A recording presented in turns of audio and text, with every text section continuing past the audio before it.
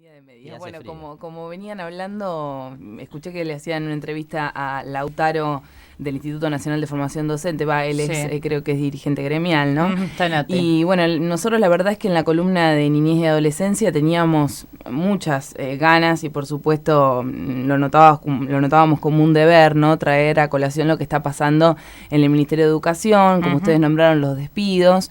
Y también pensando, ¿no? Y esto que ojalá que atraviese todo este espacio, este pequeño espacio radial que tenemos, pero justamente cuando nosotros pensamos la ley de niñez 13298, que responde a la ley nacional 26.061, de hace unos poquitos años nomás, pensamos en un sujeto integral, como siempre decimos, y eso conlleva sí o sí la interdependencia de derechos.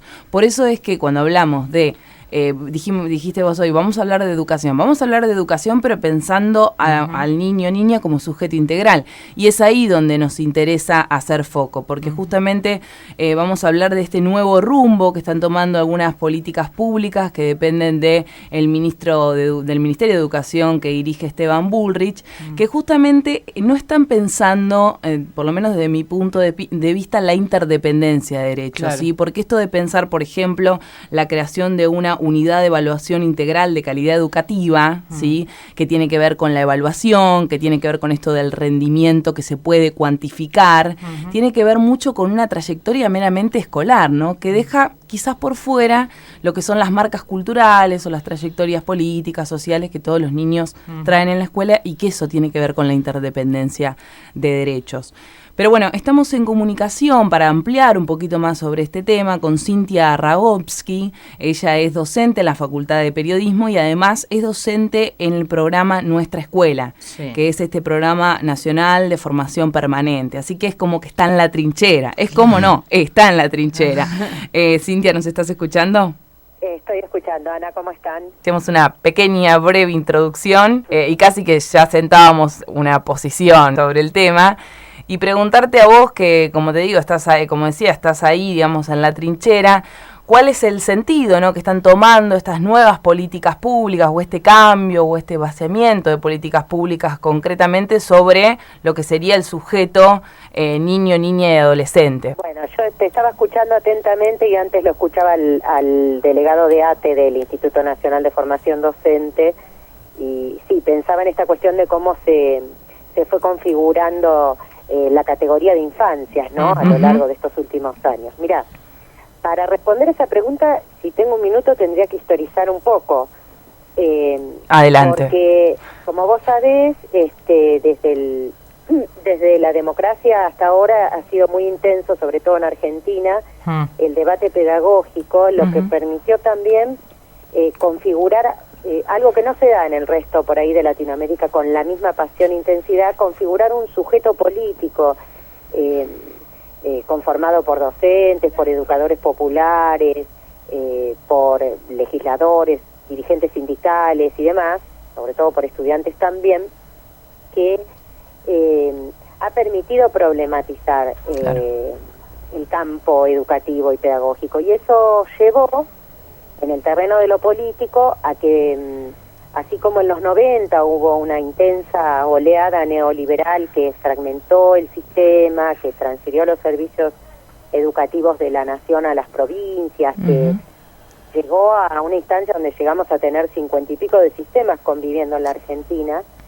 lo cual es un problema absoluto para el federalismo y para la igualdad pedagógica, ¿no es cierto? Porque un niño que estudiaba en Jujuy recibía determinados contenidos y un niño que estudiaba en Buenos Aires otro, por decirlo muy sencillamente, ¿no? Nosotros, después de una lucha que comprometió, diría yo, que casi toda la sociedad argentina, se pudo construir un cuerpo normativo, como fue la Ley de Financiamiento Educativo del 2005, la Ley de Educación Técnica del 2005 y después la Ley de Educación Nacional en 2006, que gozaron de amplísimos consensos sociales. Esto no hay que olvidarlo porque por ahí, si no, se pierde de vista en la discusión de la coyuntura actual. Fueron leyes construidas después de un año de debates en los que participaron todos los actores, desde sindicales, organizaciones sociales, iglesias, partidos políticos. Hubo jornadas institucionales en las escuelas y la consecuencia de eso fue te diría una de las leyes más debatidas y acordadas, junto con la Ley de Servicio de Comunicación Audiovisual, pero en el caso de la Ley de Educación prácticamente se votó por unanimidad en 2006. Y muchos de los objetivos se han ido cumpliendo. Vos interrumpime, Ana. Sí. Pero se han ido cumpliendo en estos años mediante la instauración de políticas para... vos sabés que los objetivos de una ley, si no hay políticas que los sostengan, son letra muerta, ¿no? Entonces esos grandes acuerdos que la sociedad hizo diciendo, bueno, este es el horizonte que queremos para la educación argentina, se sostuvo mediante políticas públicas, políticas de Estado, consolidadas también a través de legislación. Por ejemplo, el compañero que hablaba del Instituto Nacional de Formación Docente, yo lo agarré empezado, no sé si lo dijo, pero los programas de formación y capacitación permanente que involucran en este momento a cerca de 1 millón de docentes de las 24 provincias. Es decir, lo voy a repetir, esto impacta en cada una de las escuelas, de todos los niveles y modalidades, ¿sí? Desde el nivel inicial hasta el nivel de educación superior, o sea, lo que es la educación obligatoria, que tenemos desde sala de 4 a la educación secundaria, gracias a estas leyes, hasta la educación superior, tanto universitaria como terciaria, de manera tal que son programas que responden a una demanda de más de 4 décadas de los docentes que hemos formulado, en donde el Estado tiene la obligación y nosotros tenemos el derecho y la responsabilidad de formarnos. Ahora, no Cintia, se trata de algo caprichoso, de un acuerdo de coyuntura, eso tiene que estar muy claro. Cintia, No es un problema sindical. Yo creo que no solamente, es un problema sindical, pero no es solamente un problema sindical porque están habiendo estos despidos o porque nosotros reclamamos mejoras salariales. Es un problema profundamente estratégico para el desarrollo nacional porque tiene que ver con el horizonte que la Argentina se propone. Me fui un poco a lo general. No, pero terminaste, digamos, en el punto de qué sentido están construyendo. Porque lo que vos me preguntabas, bueno, son dos proyectos, te diría, dos proyectos político-pedagógicos que están en disputa, que no es una novedad, están en disputa, te diría, por lo menos hace 100 años en América Latina. Perdóname, una acotación que hago, ni bien uno entra a la página del Ministerio de Educación, si bien quedan muchísimos, y eso me sorprendió, muchísimas archivos que tienen que ver con compilaciones, conferencias que se dieron durante el gobierno anterior, que justamente ahí está bueno analizar lo que es la página web porque se ven las contradicciones. Ni bien uno entra al Ministerio de Educación se encuentra con citas de Domingo Sarmiento, que son citas muy específicas que tienden a lo competitivo, a lo eximio, digamos, de ser un buen estudiante de manera meritocrática, ¿no? La meritocracia. Bueno, mira, es un problema complejo, ¿no? Porque por un lado, la matriz, digamos, de cómo se configuraron los sistemas educativos, tanto en Europa como en Estados Unidos como en América Latina, que vos señalás, es una matriz que se consolida, digamos, desde el siglo XVII, que comienza a desarrollarse el campo disciplinar de la pedagogía a partir de Comenio, pero es una matriz que se consolida de la mano de los proyectos de la Ilustración y de la modernidad, pero que tuvo distintas corrientes, ¿no? Del liberalismo del siglo XVIII y XIX, positivismo del XIX, y después va a tener expresiones, sobre todo en América Latina, de lo que nosotros llamamos las pedagogías críticas y alternativas. O sea, esa matriz sarmientina, normalista, que Sarmiento es muy complejo, ¿no? Y nosotros somos muy críticos de algunos aspectos de Sarmiento, sobre todo aquellos que estuvieron ligados a la configuración de que hay, y ahí es donde entra lo que vos planteás, de que habría sujetos educables y otros que no, otros que directamente no vale la pena el esfuerzo, ¿no? Que tiene que ver con esta mirada de Sarmiento, pero que hay que escribirla también en su contexto, en el siglo XIX, donde imagina, porque vos sabés que el proyecto educativo está siempre ligado al proyecto de país, entonces en el imaginario que propone Sarmiento, tiene que quedar afuera el indio, el gaucho, las mujeres en muchos casos, en algunos ámbitos, porque no son sujetos pedagógicos, no son sujetos de derecho o no debieran serlo. Sin embargo, antes que Sarmiento, por ejemplo, Simón Rodríguez, que fue el maestro de Simón Bolívar, había planteado una cuestión muy diferente dentro incluso, ¿no?, del discurso positivista de la época. Claro. Porque él decía que, por el contrario, el desarrollo de América Latina y de las naciones requería la formación de un sujeto pedagógico que pudiera desarrollar la industria nacional. Te estoy hablando del siglo XIX, ¿no es cierto? Sí. Entonces, que había que educar a todos, a los ricos y a los pobres, a los desarrapados, a los mulatos, a los indios, que había que educar a las mujeres. Bueno, tenía un proyecto pedagógico que aún hoy podríamos decir que es muy contemporáneo. Claro. Pero el discurso de la meritocracia, a mí me parece que el peligro, que no solo lo criticamos acá en Argentina, en ese momento hay una serie de pedagogos franceses que se los menciona mucho y se los lee poco, como Philippe Mérieux o Rancière, que están discutiendo este discurso, que es un discurso casi de la doxa, ¿no es cierto?, que no aborda la complejidad de lo pedagógico, sino que retoma algunos lugares del sentido común, claro, sin analizarlos, sin argumentarlos. Entonces, la meritocracia, por ejemplo, lo principal que pierde de vista primero es que el proceso de educación y de construcción de conocimiento es un proceso social, es un proceso colectivo. Claro. La meritocracia hace foco en lo individual, y no describe, ni analiza, ni problematiza la situación social. Entonces se centra en el individuo como si un individuo, mediante su esfuerzo, no importa en qué contexto viva, cuáles sean sus condiciones de vida, familiares, su situación laboral, su situación nutricional o ambiental, es simplemente en mérito a su esfuerzo. Hay individuos que llegan, vaya a saber a dónde, ¿no?, a una meta que no se explicita, pero que por lo que vemos tiene que ver simplemente con un éxito de naturaleza económica o de reconocimiento, digamos, mediático, podría ser, y no con una trayectoria formativa en donde nos formamos todos como sociedad en conjunto y en donde los sujetos se forman unos junto con otros, ¿no es cierto? Claro, recién cuando decías eso, cuando hablaste de pedagogos franceses, se me vino a la cabeza una imagen, digamos, imaginé un aula con un montón, para poner un ejemplo, ¿no?, con un montón de chicos de un montón de lugares, ¿no?, hijos de inmigrantes, ¿no? Se ha visto, es un problema que tiene Francia en este momento, no un problema que tenga inmigrantes, ¿no? Exactamente en estos términos que vos mencionás. ¿A quién educamos? Educamos a todos, educamos a los que son franceses, blancos, trabajadores en blanco. ¿A quiénes hay que educar? ¿Y cuáles son los objetivos de la educación, no es cierto? Porque digamos, la primera discusión es si nosotros consideramos, y esto es lo que está en disputa, lo que mencionaba hace un ratito el compañero que hablaba de ATE, es que el Estado cumple la ley, cumple la Constitución, que dice que el Estado tiene la responsabilidad de educar, que la educación es un bien social, y además algo que es muy de avanzada, que la Argentina lo logró cristalizar en una norma, que es eso lo que está en disputa ahora, que es que la educación no es un bien transable, no es mercancía, es un bien social, y por lo tanto el Estado tiene que garantizarla porque es un derecho.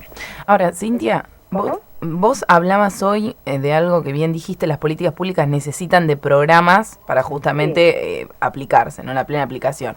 Y programas, la verdad es que tenemos el plan de lectura en nuestra escuela, el de educación sexual integral. Digo, hoy en día, si nosotros hacemos una encuesta muy breve, socialmente esos programas no se conocen en se conocen. Entonces, preguntarte en el pasado, ¿no? Volviendo al pasado, ¿qué fue lo que pasó a nivel comunicacional? Quizás pensando también, ¿por qué no?, en por ahí lo flexible de los contratos laborales, también habría que pensarlo. ¿Qué fue lo que pasó para que estos programas no se terminen de instituir completamente? Mira, sí, se puede decir. Creo que hay que pensar con relación a lo que fueron los procesos, ¿no es cierto? Vos pensá que nosotros llegamos a un 2003 donde, ya te digo, convivían 53 formas, esto lo analiza muy bien la doctora Adriana Puigros, 53 formas de organización, acreditación de los sistemas educativos en la Argentina. Entonces, vos pensás, por ejemplo, que cuando asume la presidencia Néstor Kirchner, que en ese momento el ministro de Educación era Daniel Filmus, teníamos una situación donde había provincias que directamente llevaban meses y meses sin clases, en lo que es la educación básica, ¿no es cierto?, claro, lo más básico. Y la formación docente, esto que vos estás señalando, por ejemplo, estaba totalmente en manos del mercado, como se pretende que vuelva a estar. Entonces los docentes que se formaban mediante cursos, cursillos, claro, que daban puntaje de muy diversa y dudosa procedencia. Entonces, primero hubo que reconstruir, digamos, de los cimientos un sistema educativo, o construir, te diría, porque nunca había habido un sistema educativo tan integral federal, pero sobre todo la ley de financiamiento, no perdamos de vista eso. Es decir, vos pensás que en aquel momento se pagaba de servicios de la deuda externa, la Argentina pagaba el 6% de su Producto Bruto Interno, y se destinaba a educación, ciencia y tecnología el 2% de su Producto Bruto Interno, entre Nación y las provincias. claro, Y el esfuerzo mayor recaía en las provincias. Eso, la ley de financiamiento, que era una ley que preveía objetivos a 10 años, que se cumplieron en 2015, sí, dio vuelta la ecuación y llegamos en 2014 a que la inversión educativa fuera del 6%, y los intereses de la deuda el 2%. ¿Esto qué significa? Significa además que la nación llegó a tener hasta el año pasado el 60% de la responsabilidad de invertir. Entonces, yo no me estoy desviando de la respuesta a tu pregunta, pero simplemente lo quiero escribir en un proceso, porque vos tuviste los primeros años que garantizar los salarios de la educación básica, ¿no es cierto? Después se amplió la obligatoriedad, se amplió muchos años la obligatoriedad. Nosotros veníamos de un escenario donde era obligatoria 7 años de primaria y 3 de polimodal, puntos. Y llevamos la educación obligatoria en casi todas las provincias desde sala de 5, en algunas desde sala de 4, hasta 6 años de primaria y 6 de secundaria, ¿sí? O sea, en algunos casos 11 y en otros hasta 13 años de obligatoriedad. Eso por un lado. Por otro lado, se hizo un esfuerzo enorme financiero y económico y pedagógico en la creación de 19 nuevas universidades nacionales, claro, y el fortalecimiento a través de la creación del Instituto Nacional de Formación Docente, de los institutos superiores de formación docente, que son cerca de, no me acuerdo ahora el número exacto, 1.500 creo, entre gestión privada y estatal, que es donde se forman los maestros y los profesores que dan clases en el sistema, la mayoría. Entonces, es cierto lo que vos decís, que no nos dimos quizá el tiempo o la suficiente intensidad, aunque la ley de servicios de comunicación lo preveía, pero es una ley de 2009-2010, para establecer mecanismos que dieran a conocer estas políticas. Y como vos señalás, tenemos muchos colegas docentes que en este momento se están formando en los posgrados que ofrecemos nosotros en el programa Nuestra Escuela del Instituto Nacional de Formación Docente, y no conocen esta situación de conflicto. Claro. Así que yo diría que hubo una falla, sí, podemos reconocer que hubo una falla en cuanto a la difusión de estas políticas, pero también hubo un proceso por lo cual estas políticas empezaron a formalizarse recién en los últimos 3 o 4 años, 3 años sería. El programa de capacitación y formación permanente en nuestra escuela es de 2014, 2 años en los procesos educativos. Sí, no es nada, muy poco al menos. 100 años universalizar la educación primaria en la Argentina, ¿no? Cintia. Es muy poco tiempo en términos de una cosa que involucra, y prácticamente no hay familia argentina que no tenga alguna ligación con el sistema educativo formal o informal, ¿no es cierto? Porque todos tenemos un hijo, un primo, un hermano, un abuelo, lo que sea, que se está formando en alguna instancia de ámbitos formales o populares. Sí. Cintia, te agradecemos muchísimo el tiempo que nos dedicaste. La verdad es que para analizar justamente la aplicación de la ley de niñez, la ley 13298, es fundamental, por supuesto, los programas y el funcionamiento, ¿no?, en general de la escuela como un organismo importantísimo hoy en día e históricamente en la vida de los niños, y como un organismo que justamente es articulador también de otras instituciones del Estado, porque justamente esta relación con el centro de salud, con las ONG, es fundamental, ¿no?, para garantizar la corresponsabilidad que la ley de niñez indica. Y como vos decís, las leyes requieren de políticas públicas. Así que muchísimas gracias por estos minutos y te vamos a volver a llamar. Bueno, con todo gusto. Gracias a usted. Muchísimas gracias.